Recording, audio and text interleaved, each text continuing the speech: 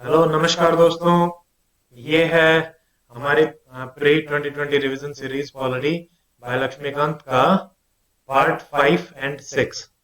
तो पार्ट 5 में हमारे पास दो चैप्टर हैं, PRIs and ULBs, Panchayati Raj institutions and urban local bodies. और पार्ट 6 में हमारे पास हैं यूनियन टेरिटरी एंड शेड्यूल 5 और 6। इससे पहले हम पार्ट 1, 2, 3, 4 ऑलरेडी कवर कर चुके हैं and we have also covered environment by Shankaray's revision complete chapter wise. So about me, my name is Dr. Amit. I have given 5 UPSC mains and 3 UPSC interviews, and last year in 2019 I qualified Haryana Civil Services examination. And so let us start the chapter. तो ये है हमारा chapter PRI. PRI क्या होते हैं? पंचायती राज institution.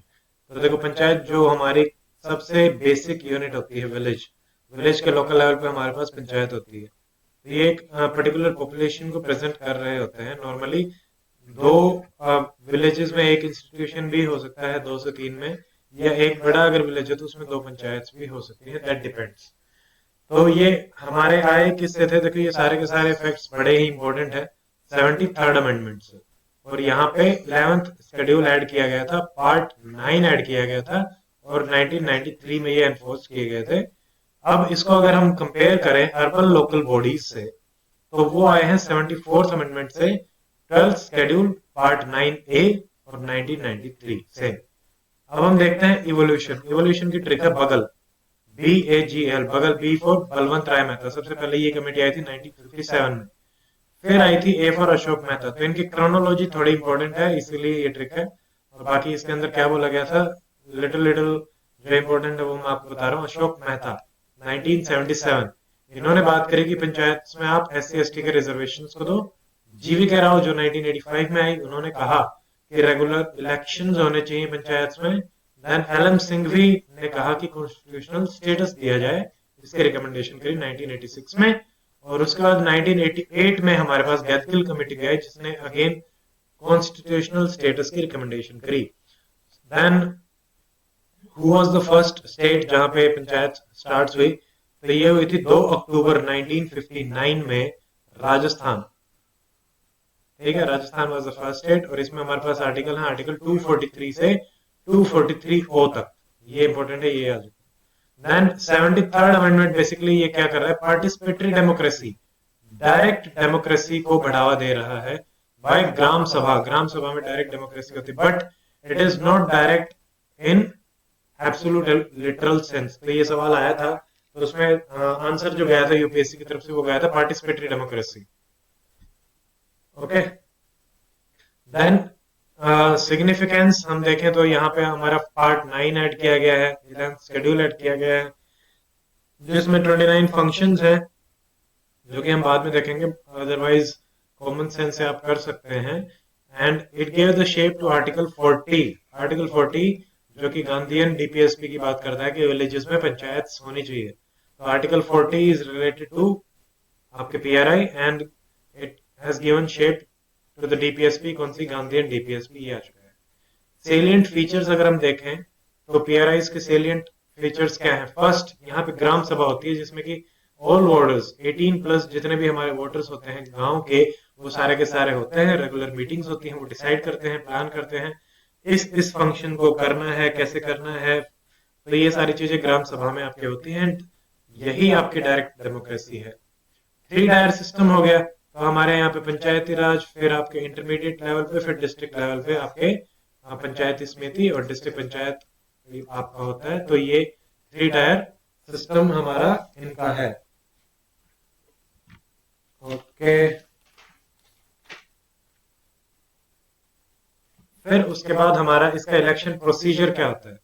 देखिए, ये direct भी हो सकता है और इनडायरेक्ट भी हो सकता है। कुछ जो हमारे सरपंच या पंच हैं, मेंबर्स, वो डायरेक्टली इलेक्ट किए जाते हैं, और कुछ इनडायरेक्टली भी इलेक्ट किए जाते हैं, जो कि चेयरमैन और उस लेवल के होते हैं।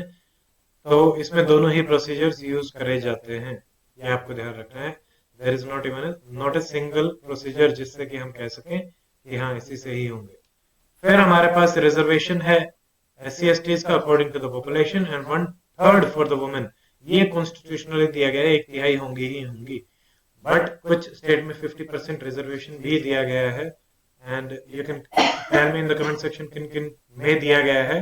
अपार्ट फ्रॉम दैट हरियाणा में भी 42-43% वुमेन पंचायत सरपंच आ चुकी हैं।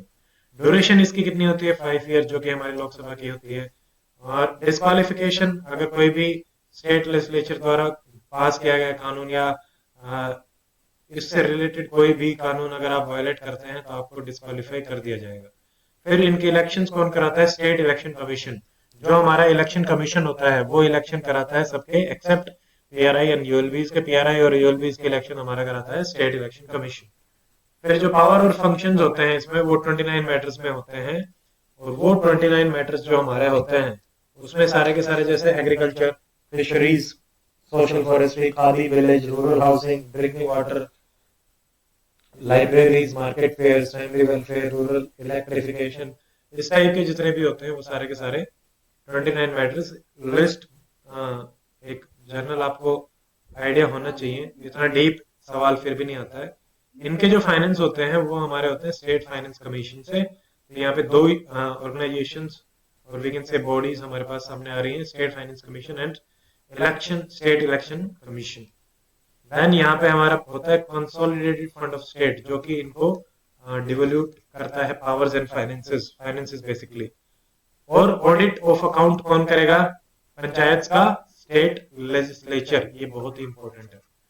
फिर यूटीज में भी एप्लीकेशंस हैं इनकी पीआरआईज की, but as the president specify, ऐसा नहीं है कि सब में, बट जिन जिन में बोलेगा उन्होंने।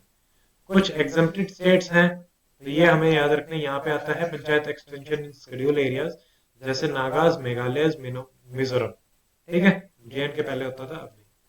देन इनमें बार होती है, bar on the interference by the court. अगर इनसे रिलेटेड कोई मैटर है तो वो सुलझाने के तरीके स्टेट लेजिस्लेचर ही प्रोवाइड कराती है, कोर्ट इंटरफेयर नहीं कर सकते। देन आपके जो 29 फंक्शन है वो दिए गए हैं 11th शेड्यूल में। और फिर हमारे कंपलसरी प्रोजेक्ट जो ऊपर हमने डिस्कस करे हैं सारे के सारे, जैसे कि ग्राम सभा, पावर्स डिवोल्यूट करना, reservation, 3 tier system, election commission procedure, जो ये फंक्शंस डिस्कस करे गए हैं ये हैं सारे के सारे कंपलसरी। फिर उसमें एक हमारा होता है कि आप एज 21 से ऊपर अगर आप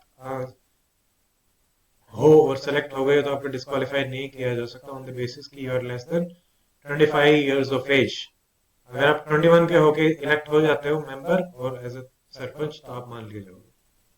फिर कुछ हमारे वॉलंटरी प्रोविजंस होते हैं जो आप दे सकते हो, जैसे कि representation to the MPs and the MLAs आप देना चाहते हो पंचायत में, पीआरआईज में, तो आप अपने हिसाब से दे सकते हो। That will depend on the state legislature. फिर ओबीसीज को अगर रिजर्वेशन देना है तो again depending on the state. Financial power कितनी देनी है, devolution of the powers, list में अगर और कुछ फंक्शन ऐड करना है हमें तो वो सब अपार्ट फ्रॉम द 29 तो आप कितना डिवोल्यूट करना चाहते हो। तो यहाँ पे नीति आयोग का पंचायत डिवोल्यूशन इंडेक्स भी आया था जिसमें बताया गया था कि किसको कितना है, जिसमें Kerala was the first state. तो ये हमारा है पीआरआईज के बारे में रिवीजन का ब्रीफ था। So that is it in this lecture, and if you like this lecture please share and subscribe, and next lecture will be urban local bodies. So till then, stay fit, stay healthy, take care, goodbye, Jai Hind.